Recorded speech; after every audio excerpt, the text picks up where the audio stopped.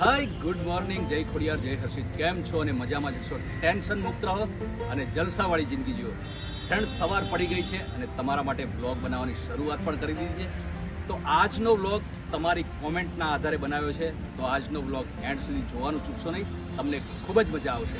So friends, ઘણા બધા મિત્રોએ મને કોમેન્ટમાં એવું લખ્યું કે રાજદીપભાઈ, તમે ગાયક તો બન્યા પણ ગીતકાર કઈ રીતે બન્યા? તો ફ્રેન્ડ્સ, એ પણ વારસાગત છે. મારા દાદા લેખક હતા અને વારસાગત, તમને ખબર છે કે વારસાગત બધું આવતું હોય, એટલે હું જે ગીતકાર બન્યો એ હું વારસાગત બન્યો. તો ફ્રેન્ડ્સ, ઘણા બધા મિત્રોએ મને ફરમાઈશ કરેલી, કોમેન્ટ કરેલી કે તમે સિંગર બન્યા પણ શરૂઆત ક્યાંથી કરેલી? તો ફ્રેન્ડ્સ, તમને બધાને ખબર હશે કે પહેલાં સ્કૂલોની અંદર યુવક મહોત્સવની સ્પર્ધાઓ યોજાતી હતી. તો હું પણ યુવક મહોત્સવની સ્પર્ધાઓમાં ભાગ લેતો હતો અને નાનો હતો ત્યારથી જ મને ગાવાની બહુ જ ઈચ્છા હતી. એટલે હું યુવક મહોત્સવમાં આઈ થિંક 8-10 વર્ષનો હશું ત્યારથી યુવક મહોત્સવમાં ભાગ લેતો હતો અને મેં તાલુકામાં સિંગિંગમાં ફર્સ્ટ નંબર લાવેલો છું, જિલ્લામાં ફર્સ્ટ નંબર લાવેલો છું અને રાજ્યમાં પણ ફર્સ્ટ નંબર લાવેલો છું.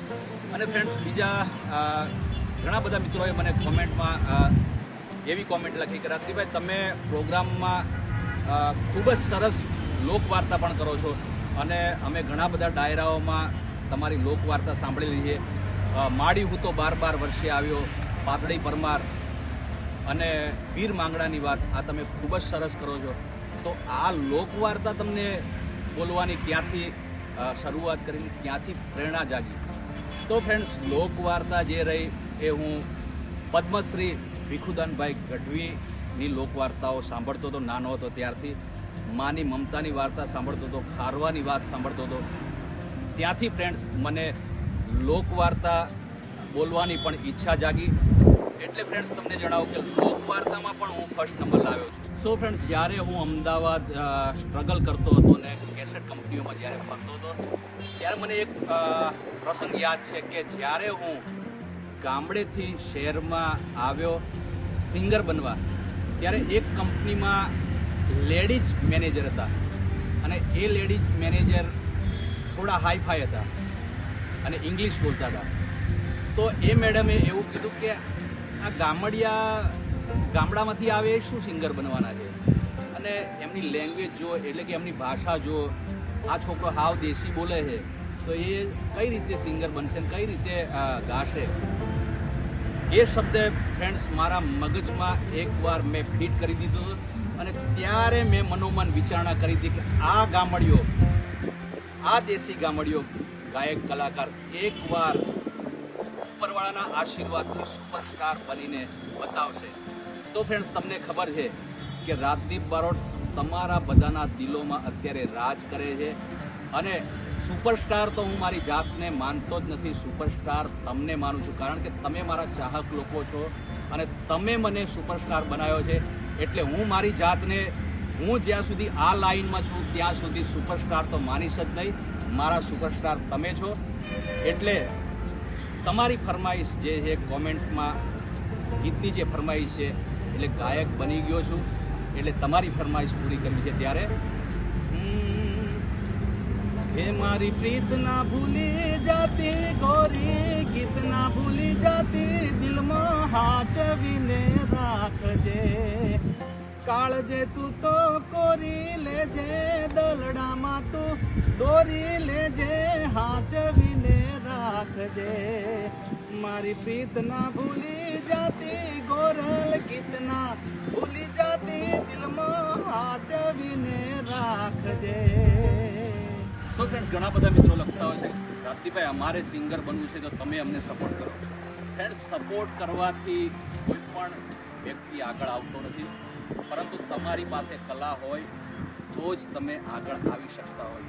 જો તમારી પાસે કલા હશે, તમારી પાસે સારો અવાજ હશે, સારો સૂર હશે, તો મેં આગળના બ્લોગમાં જેમ કીધું કે તમને કોઈ રોકી શકશે નહીં. મને આગળ આવવામાં કોઈએ ફ્રેન્ડ્સ સપોર્ટ કર્યો નથી, પરંતુ મારી પાસે અવાજ હતો, મારી પાસે કલા હતી, તો હું આગળ આવ્યો છું. એટલે તમારી પાસે અવાજ છે, કલા છે, તો મેં જેમ કીધું એમ તમે મહેનત કરો તો મહેનતનું ફળ તમને અવશ્ય મળશે. અને ઘણા બધા મિત્રોએ મને આ જે આગળ જે બ્લોગ મૂક્યો એમાં ઘણા બધા મિત્રોએ ખૂબ જ સરસ કોમેન્ટો કરી કે રાજદીપભાઈ તમારો ખૂબ ખૂબ આભાર કે તમે અમને આવી સરસ સલાહ આપી. ઘણા બધા મિત્રોએ તો એવું પણ કીધું કે રાજદીપભાઈ અમે તો ગાવાનું બંધ કરી દીધું હતું, કલાકાર હવે અમે બનશું નહીં અને આપણી કલાકાર બનવાની તાકાત છે જ નહીં એટલે અમે ગાવાનું બંધ કરી દીધું હતું. પરંતુ તમારો બ્લોગ જોઈને ફરીથી હવે અમે ગાવાનું શરૂ કર્યું છે, કારણ કે તમે જે અમને સલાહ આપી એ સલાહ અમે સાંભળીને અમને એવું થઈ ગયું કે અમે પણ સુપરસ્ટાર બની શકશું. તો ફ્રેન્ડ્સ હવે ટાઈમ થયો છે તમારી કોમેન્ટનો ને તમને સંભળાવવાની સરસ મજાનું ગીત. પ્રેમી પંખીડું ઘાયલ થયું રે, પોતાના એ થોડી માર્યા તીર જો સાજન, બેવફા મારી નીકળી રે, એ ઓલી સાજણ બેવફા મારી નીકળી રે. તો ફ્રેન્ડ્સ મારા જે બેવફાઈના ગીતો છે એ ગીતોની તમે જે કોમેન્ટ કરો કે રાજદીપભાઈ તમારા જે જૂના બેવફાઈના ગીતો છે એવા ગીતો અત્યાર સુધીમાં ગમે તેટલા કલાકારો ગાય છે, પણ તમારા જે જૂના બેવફાઈના ગીતો છે એવા ગીતો તો કોઈની પાસે નથી. અત્યારે જે તમે નવા ગીતો લાવો છો એ ગીતો પણ તમારા જૂના જે ગીતો છે એના જેવા હોતા નથી. પરંતુ ફ્રેન્ડ્સ જેમ જેમ જમાનો બદલાય એ રીતે આપણે પીરસવું પડતું હોય છે. પહેલાં જે મ્યુઝિક ચાલતા હતા, પહેલાં જે ગીતો ચાલતા હતા એ પ્રમાણે અત્યારે પાછું ચેન્જ થઈ ગયું છે. એટલે હું પણ થોડું ચેન્જ આપવા માગતો હોઉં, પરંતુ હવે કોશિશ કરું છું કે તમને જેવા ગીતો ગમે છે એવા ગીતો હું ટૂંક જ સમયમાં લઈને આવવાનો છું. તો રાજદીપ બારોટ ઓફિશિયલ ચેનલમાંથી એ ગીતો આવશે, તો જોવાનું ચૂકશો નહીં. બીજી વાત ફ્રેન્ડ્સ કે ટૂંક જ સમયમાં રાજદીપ બારોટ ઓફિશિયલ ચેનલમાં એક મારું સરસ મજાનું ગીત આવી રહ્યું છે અને એ તમને ખૂબ જ ગમશે. તમે જે કોમેન્ટમાં લખ્યું છે કે અમારા જૂના જે ગીતો તમારા આવતા હતા એવા ગીતો સાંભળવા, તો એવું જ ગીત લઈને આવેલું છે અને ગીતનું નામ છે તારા લગનના ગીતડા અમે ગાશું.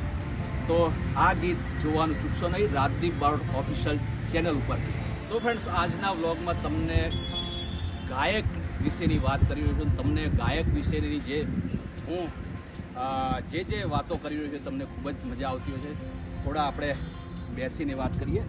તો ફ્રેન્ડ્સ અમુક મિત્રોએ મને કોમેન્ટમાં લખેલું કે રાજદીપભાઈ તમે ગામડાનો બ્લોગ બનાવ્યો પણ તમારા ગામનું નામ આપ્યું નહીં. તો ફ્રેન્ડ્સ આમ જોવા જાઉં તો મારા 2 ગામ છે. તમને એવું લાગતું કે રાજદીપભાઈના 2 ગામ?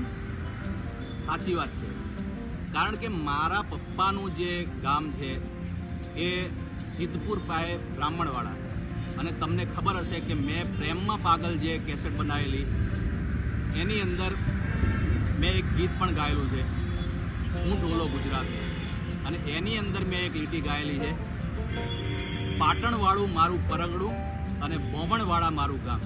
એટલે મારા પપ્પાનું જે ઓરિજિનલ વતન છે એ બોમણવાળા છે, સિદ્ધપુર પાસે, ઊંઝા અને સિદ્ધપુરની વચ્ચે આવ્યું.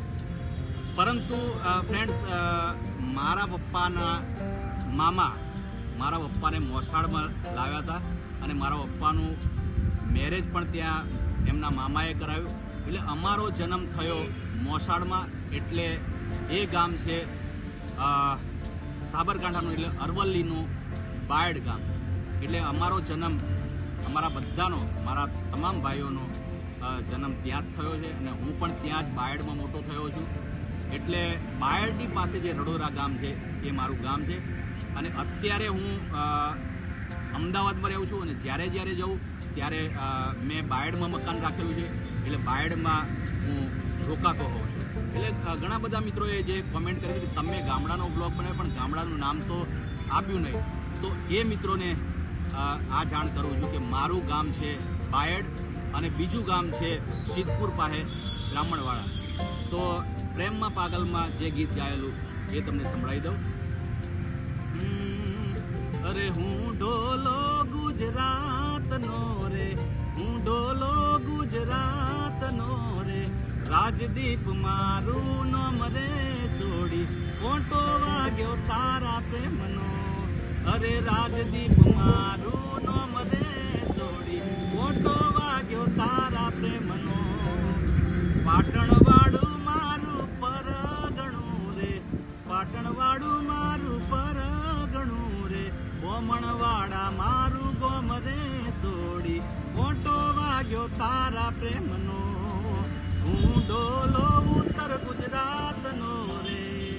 તો આવા બધા ગીતો અઢળક મેં ગાયા છે અને તમને ફ્રેન્ડ્સ અમુક લોકોએ પાછી જે કોમેન્ટો કરી હતી એની આજે વાત કરું કે અમુક લોકોએ એવું કીધું તમે વ્લોગર ક્યાંથી બને. ભાઈ હું વ્લોગર છું નહીં, પણ તમને હંમેશાને માટે હું ખુશ કરવા જ માંગતો હોઉં છું.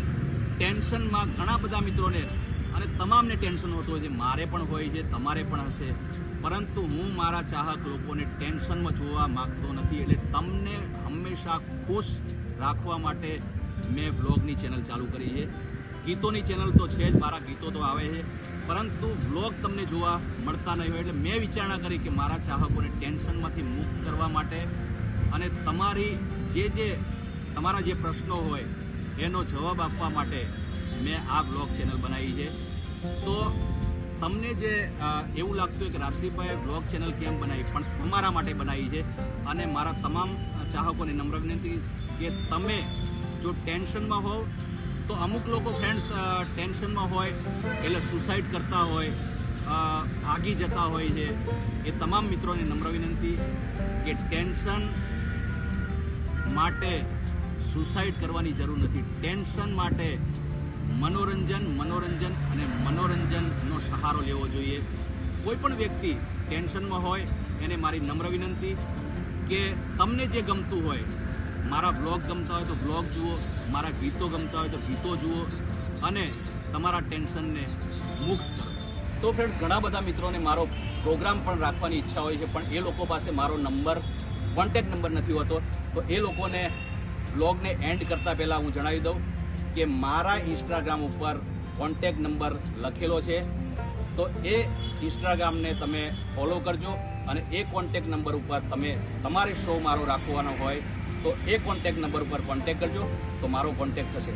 તો આજનો બ્લોગ તમને કેવો લાગ્યો એ કોમેન્ટ કરી જરૂર જણાવજો. લાઈક કરજો, શેર કરજો અને ચેનલને સબસ્ક્રાઈબ ના કરી હોય તો હમણાં જ કરી લો. તો મળીએ છીએ નવા બ્લોગમાં. ત્યાં સુધી થેન્ક યુ સો મચ.